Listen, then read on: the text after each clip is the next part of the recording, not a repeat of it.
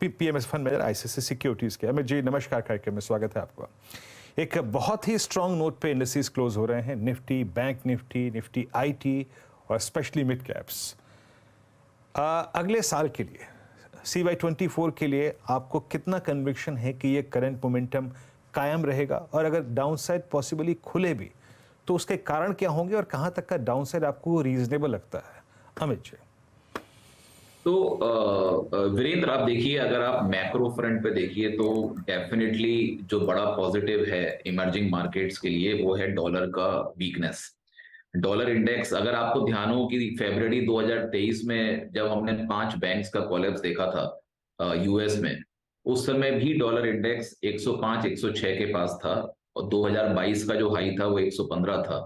तो वो उस समय भी वीक ही चल रहा था, विच इज वेरी सरप्राइजिंग, क्योंकि जब जब रिस्क ऑफ सेंटीमेंट होता है, हमने डॉलर में बाइंग होता हुआ देखा है प्रीवियसली, जब इमर्जिंग मार्केट्स के लिए वो निगेटिव हो जाता है। अब इंडिया के पर्सपेक्टिव से आप देखिए तो नेक्स्ट ईयर अगर मैं फ्लोज के एंगल से बात करूं तो यूएस पेंशन फंड का मोर देन 30,000 करोड़ की funding, I mean flows expected हैं जो नेक्स्ट ईयर में आएंगे। उसके साथ साथ अगर आप देखिए तो जो mid and small cap space है इंडिया में, जो ब्रॉडर मार्केट है जो ओपन हुआ है, वहां पर काफी कंपनीज हैं जो लॉसेस से इनके लॉसेस रिकवर हो रहे हैं। तो हमने जब लॉसेस और प्रॉफिट्स को कंबाइन करके देखा तो 80% का जंप था अगर आप स्मॉल कैप कैटेगरी में देखो, और मिड कैप्स में ऑलमोस्ट 50% का जंप था, जिस वजह से आपको डेस्पाइट इसके कि हो सकता है मार्केट 200-300 पॉइंट का बिकवाली भी ले, बट वो जो ब्रॉडर मार्केट पर्सपेक्टिव है वहां पर काफी सेक्टर्स हैं जो इमर्ज हो रहे हैं, और वहीं पर आई थिंक हमें आगे आने वाले महीनों में अपने को प्लेस करना चाहिए। कुछ लार्ज कैप हैं जो मेरे ख्याल से बहुत अट्रैक्टिव हो सकते हैं, जिसमें पीएसयू बैंक्स के पॉसिबली स्टॉक्स हो सकते हैं, क्योंकि पीएसयू बैंक्स मेरे ख्याल से जो कॉर्पोरेट क्रेडिट है वो अभी ग्रो होना स्टार्ट हुआ है। अगर आप कॉर्पोरेट कैपेक्स देखो इंडिया में तो वो पहले मिसिंग था, जो प्राइवेट कैपेक्स है वो मिसिंग था। ज्यादातर हाउस होल्ड का रियल एस्टेट में इन्वेस्टमेंट हो रहा था या फिर सेंट्रल गवर्नमेंट का कैपेक्स हो रहा था, बट पिछले 12 महीने का जब मैं ट्रेलिंग 12 मंथ का देख रहा हूं तो 8.1 ट्रिलियन रुपीस का प्राइवेट कैपेक्स हुआ है, जिसके बेनिफिशियरी बैंक्स हो सकते हैं। अगर ये कॉर्पोरेट लैंडिंग बुक ग्रो होती है तो उसमें पीएसयू बैंक्स खासतौर पे जो कि कॉर्पोरेट्स के साथ ज्यादा जुड़े हुए हैं, मेरे ख्याल से उनको ज्यादा बेनिफिट हो सकता है। ओके अच्छा, एक मोटे तौर पे आपने पिक्चर ड्रॉ कर दिया अमित जी यहाँ पर कि क्या होगा और क्या परफॉर्म कर सकता है। अब बात करते हैं कि एक्चुअल जब टेस्ट ऑफ स्ट्रेंथ होगा 2024 में, और वो पहला इवेंट होगा अर्निंग्स। अब जरा डायरेक्टर साहब स्क्रीन पे निफ्टी आईटी रखिएगा अमित, क्योंकि हमारे लास्ट रिपोर्टेड अर्निंग्स ड्यूरेशन जो थी, लास्ट नंबर्स जब आए थे उससे लेके अब तक हम निफ्टी आईटी में एक सब्सटेंशियल मूव देख चुके हैं। अगर आप अक्टूबर में देखें, टाइम फ्रेम में मोटा मोटी लेके चल रहा हूँ 9 अक्टूबर के पास, अक्टूबर के आसपास का, उस वक्त आपका निफ्टी आईटी 200 डेमा पे था, लगभग लेवल था 30,090। आज 35,000 पे निफ्टी आईटी खड़ा है। लार्ज कैप आईटी उतना नहीं चला जितना मिड कैप आईटी चला है। मिड कैप आईटी में बहुत सारे स्क्रिप्ट ऑल टाइम हाई पे ट्रेड कर रही हैं, एंड स्पेशली ओरेकल के जिस तरह के नंबर्स रहे या फिर एसेंचर के जिस तरह के नंबर्स रहे, आपका व्यू इन नंबर्स, एक्सपेक्टेड नंबर्स के बीच में आईटी पे क्या होगा, स्पेशली इस 3 महीने में जो हम प्राइस एप्रिसिएशन ले चुके हैं उसके बाद? अमित, तो 3 महीने में प्राइस एप्रिसिएशन के बाद मेरे ख्याल से जो बहुत ही लोअर वैल्यूएशंस थे वहां से ये स्टॉक्स अभी ऊपर आ गए। और जहां तक फ्यूचर गाइडेंस, रेवेन्यू गाइडेंस की बात है, तो हमें नहीं लग रहा है कि आने वाले क्वार्टर के रिजल्ट्स भी बहुत ज्यादा प्रभावशाली रहने वाले हैं और रेवेन्यू गाइडेंस में कोई बड़ा चेंज आने वाला है। अगर ऐसा नहीं होता है तो मेरे ख्याल से ये लार्ज कैप स्टॉक्स में आपको शायद उतने बड़े ब्रेकआउट्स ना आते हुए दिखें, बल्कि मिड कैप कैटेगरी में जो प्रोडक्ट कंपनीज हैं उनको फायदा हुआ है, क्योंकि जो निश सेगमेंट है, जैसे हमने ER&D सेगमेंट देखा जहां KPIT, सायंट जैसी कंपनीज हैं, वहां उनको हमने फायदा आते हुए देखा। और जो ट्रेवल से लिंक है, जैसे कोफोर्ज के अंदर भी अगर आप देखिए उसका 28% ट्रेवल सॉफ्टवेयर से आता है, तो वहां भी हमने एक मूवमेंट बहुत अच्छा आता हुआ देखा है। तो ये स्टॉक्स में आई थिंक परफॉर्मेंस कंटिन्यू रह सकती है। इनका बेस कम था, वहां पर ग्रोथ आपको अच्छी दिख रही है। लार्जर कंपनीज में जहां ग्रोथ चाहिए बड़े बेस पर, वो मिसिंग है। इस वजह से प्राइस मुझे नहीं लगता बहुत ज्यादा कंटिन्यूएंस मिलेगा इस मूव का। तो बेटर यही है कि जब इकोनॉमी ग्रो कर रही है तो आपको डोमेस्टिक के अंदर आपको ज्यादा पोजीशंस लेनी चाहिए, ना कि बाहर की इकोनॉमी से लिंक स्टॉक्स पर, क्योंकि बाहर की इकोनॉमी के ऊपर अभी भी क्वेश्चन मार्क हैं कि कितना स्लो डाउन आएगा, हार्ड लैंडिंग, सॉफ्ट लैंडिंग, कब इंटरेस्ट रेट कब होते हैं, कैसे वहां पर इफेक्ट आता है, क्योंकि अभी तक हमने प्रोजेक्ट्स को पोस्टपोन होते हुए देखा है। आपने रिसेंटली देखा इन्फोसिस का करीब $150 बिलियन का जो ऑर्डर था वो खत्म हो गया, राइट। तो ये उस तरीके के सिनेरियोज हैं जहां पर थोड़ा कॉशियस है जो क्लाइंट्स जो आईटी कंपनीज को प्रोजेक्ट्स देते हैं। तो ऐसे सिनेरियो में हमें नहीं लगता बहुत स्ट्रॉन्ग रेवेन्यू गाइडेंस आता हुआ दिखेगा। एक एक पॉकेट, अमित, गुड आफ्टरनून। वो ईवी ट्रांजिशन वाली जो साइकिल हमने देखी है, जहां पर सिर्फ भारत ही नहीं ग्लोबली कंपनियां ऑफ कोर्स ईवीज की तरफ अपना कदम बढ़ा रही हैं, या फिर ऑटोमेटेड टेक्नोलॉजी जो कारों में लगती है आजकल उसमें इन्वेस्ट कर रही हैं। उससे जुड़ी हुई थीम जो भारत में है, चाहे वो टाटा एलेक्सी हो, आप पीआरडी की बात कर रहे थे, केपीआईटी टेक, और रीसेंट लिस्टिंग टाटा टेक्नोलॉजीज, यहाँ पर क्या एक्सपोजर आप लोगों का है या फिर बढ़ाना चाहेंगे? केपीआईटी तो you made it very clear, लेकिन ये ईवी ट्रांजिशन में जो प्लेज हैं उसमें कितना मौका रहेगा और पैसे बनने का? तो देखिए, ईवी ट्रांजिशन को देखने के दूसरे तरीके भी हैं। आप ऑटो एंसिलरी कंपनीज के ऊपर भी फोकस कर सकते हैं। टेस्ला अब शायद इंडिया में बहुत जल्दी आ जाए, तो उसके भी जो वेंडर कंपनीज हैं जो लिस्टेड हैं वो भी अच्छा परफॉर्म कर सकती हैं। काफी ऐसी कंपनीज हैं जिन्होंने अपना बेस अभी ईवी के अंदर बढ़ाना स्टार्ट कर दिया है, आइस से मूव करके ईवी की तरफ। और कुछ ऐसी भी कंपनीज हैं, देखिए, जो पूरी ऑटोमोबाइल जो पैक है वहां पर ग्रोथ आ रही है।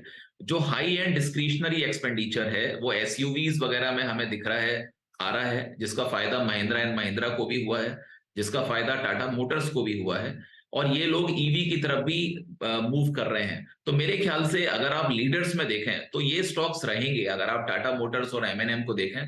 और ऑटो एंसिलरी में ऐसी कंपनीज हैं जो हमें रिसर्च करना चाहिए। सोना बीएलडब्ल्यू भी इसी कैटेगरी में है, वेरोक इंजीनियरिंग भी इसी कैटेगरी में है, और ये आने वाले जो ईवी ओईएम प्लेयर्स हैं उनको ये प्रोवाइड करेंगे, और इनके अंदर ग्रोथ आने की काफी पॉसिबिलिटी है। तो ईवी जो मार्केट शेयर है इंडिया में बढ़ा है, तो इंडिया में अभी 6% मार्केट शेयर हो गया है, और मेरे ख्याल से लास्ट ईयर करीब 5% था, तो ये 1% का इंक्रीज हुआ है ईवी के अंदर, which is a very positive sign. तो यस, टू व्हीलर्स में जो ग्रोथ है वो फास्टर है, पैसेंजर व्हीकल्स में ग्रोथ और ज्यादा आनी चाहिए मेरे ख्याल से। तो उस लिहाज से वो सेगमेंट के अंदर हमें लगता है आने वाले दिनों में ट्रैक्शन बढ़ेगा। तो क्लियरली वो ईवी ट्रांजिशन साइकिल की शुरुआत हुई है, और इनफैक्ट ये टाटा टेक के मैनेजमेंट ने मुझे कहा था इस हफ्ते की शुरुआत में जब हम बातचीत कर रहे थे कि बस इनिशियल इन्वेस्टमेंट्स आना शुरू हुए इन कंपनियों से, अब वो बड़ा इन्वेस्टमेंट आगे आता हुआ दिखाई देगा, और क्लियरली उसके बेनिफिशरीज कई सारी ऑटो एंसिलरीज और एग्जिस्टिंग ऑटो कंपनियां भी रहेंगी। अमित, कंजम्पशन थीम में आप देखिएगा पूरा एफएमसीजी पैक, स्पेशली आपके एचयूएल जैसे काउंटर्स जो ग्रामीण इलाकों में पिकअप नहीं था, इसीलिए ज़्यादा चले नहीं। मास कंजम्पशन आइटम्स में थोड़ा सा फीकापन देखने को मिला था वॉल्यूम्स में। क्या प्री इलेक्शन या इलेक्शन के आसपास ये कुछ पिकअप बढ़ने के आसार हैं इधर, या फिर ये थीम रहेगी जो शायद इस साल के फर्स्ट हाफ में भी थोड़ी सी फीकी ही रहने वाली है? तो आई थिंक कुछ ट्रैक्शन डेफिनेटली आ सकता है। देखिए, मार्केट अभी इन लेवल्स पर है जहां जो अंडर परफॉर्मिंग सेक्टर्स हैं, आपको वहां पर कुछ मूव आते हुए दिख सकते हैं अगले महीनों में। तो उसमें एफएमसीजी कंपनीज भी हो सकती हैं। इनफैक्ट हमने कोलगेट के अंदर पोजीशंस ली थी अपने फंड में, हमारा एस इक्विटी पोर्टफोलियो में, जब कोलगेट 1900 के आसपास था। और हमारा रीजन यही था कि कोलगेट अगर आप देखें तो इसका जो मार्केट शेयर डिक्लाइन हुआ था because of Patanjali and all, तो वो एक लिमिट तक गिरा और उसके बाद मार्केट शेयर गिरना रुक गया। तो 50% के पास मार्केट शेयर स्टेबलाइज हो गया, पिछले क्वार्टर से हम लगातार देख रहे हैं, और कंपनी प्रीमियमाइजेशन की तरफ जा रही है। जो नए प्रोडक्ट्स हैं उसका ट्रैक्शन बहुत अच्छा है, और मेरे ख्याल से उसका रिजल्ट आप परफॉर्मेंस में भी देख रहे हो। One of the best performing stock है एफएमसीजी में ओवरऑल कैटेगरी के अंदर जो रिसेंटली हमने देखा है। तो ऐसे स्टॉक आइडियाज देखने पड़ेंगे। रूरल एरिया का डिस्ट्रेस अभी तक पूरी तरह सॉल्व नहीं हुआ है, तो जो कंपनीज बहुत प्रीमियम प्रोडक्ट्स और हायर मार्जिन की तरफ पुश कर रही थी वो एक्चुअली नहीं हो रहा है, और इसका खामियाजा एचयूएल को देखना पड़ा है। तो मेरे ख्याल से ट्रैक्टर्स, अगर आप ट्रैक्टर स्पेस देखिए तो ट्रैक्टर्स के अंदर हो सकता है कि वन ऑफ डिक्लाइन आए, बट ट्रैक्टर एक ऐसा स्पेस है जो बिजनेस लाइन से लिंक है रूरल एरिया के, तो वो एक स्पेस आई थिंक ग्रो करता रहेगा, क्योंकि डिस्क्रिशनरी एक्सपेंडिचर वो अपनी कम कर सकते हैं लेकिन बिजनेस लाइन पर इंपैक्ट नहीं आता। उस लिहाज से मेरे ख्याल से महिंद्रा है जो ट्रैक्टर स्पेस में है वो एक अच्छा गेन आगे करता हुआ रहेगा और हमारे पोर्टफोलियो का पार्ट भी है। ओके अमित जी, एक स्पेस जिसमें विदाउट एनी टर्बुलेंस और एक स्टेबिलिटी के साथ पैसा बना, और स्पेशली ये ट्रेडर्स का नहीं, ये इन्वेस्टर्स के ग्रुप हैं, वो है हॉस्पिटल स्टॉक्स। डायग्नोस्टिक में तो एक पुल बैक था पोस्ट रिपोर्टेड लास्ट अर्निंग्स के बाद, लेकिन वो एक सीरियस पुल बैक में कन्वर्ट नहीं हो पाया। बट हॉस्पिटल स्टॉक्स में, चाहे वो अपोलो हो, चाहे वो फोर्टिस हो, चाहे वो ग्लोबल हेल्थ हो, पैसा बना, और इनकी मौजूदगी डेरिवेटिव्स में भी है और कैश में भी है। आप लोग के प्रिफर्ड कौन से स्क्रिप्ट्स हैं इसमें? मेरे ख्याल से देखिए हॉस्पिटल्स में अभी थोड़ा वैल्यूएशंस डेफिनेटली थोड़े स्टीप हो गए हैं, क्योंकि अगर आप पहले देखिए तो 18 टाइम्स ईवी बाई एबिलिटा पे हॉस्पिटल चलते थे। फिर मणिपाल का डील हुआ जो 24 टाइम्स पर हुआ, और उसके बाद आपने और भी हॉस्पिटल्स को के आईपीओ आते हुए मार्केट में देखे, क्योंकि एकदम से वैल्यूएशन सर्ज हुए तो उसका फायदा काफी अनलिस्टेड कंपनीज लेना चाहती हैं, जो हमने देखा। तो मेरे ख्याल से नंबर ऑफ प्लेयर्स थोड़े से बढ़ रहे हैं इस सेगमेंट में, लिस्टेड स्पेस में।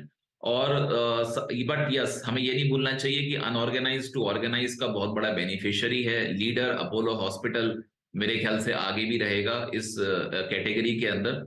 और जो ओवरऑल जो हम हाई एंड हॉस्पिटल्स की बात करते हैं, क्योंकि high and discretionary expenditure India में बढ़ रहा है, तो अगर हम हॉस्पिटल्स के एंगल से भी देखें तो जो नंबर ऑफ बेड्स हैं जो इन्होंने एक्सपेंशन किया, और उसके बाद जो इनकी रेवेन्यू है पर ऑपरेटिंग बेड वो भी इंप्रूव हुई है, तो उसके साथ ऑक्यूपेंसी और रेवेन्यू पर ऑपरेटिंग बेड को देखते हुए I think Apollo hospital remains the top bed. But मेरे ख्याल से थोड़ा समय रुकना चाहिए, क्योंकि वैल्यूएशन थोड़े स्टीप हैं, हो सकता है थोड़ा टाइम करेक्शन हो, उसके बाद ये स्टॉक्स परफॉर्म करना स्टार्ट करें। अमित गुप्ता, बहुत बहुत शुक्रिया हमारे लिए समय निकालने के लिए। Wish you good luck for 2024। या आपके भी सारे दर्शकों को और सीएनबीसी आवाज की पूरी टीम को हमारी तरफ से बहुत बहुत मुबारकबाद नए साल का, और आपके लिए बहुत शुभ हो नया साल और अच्छा ट्रेडिंग वर्ष भी रहे। बहुत बहुत शुक्रिया।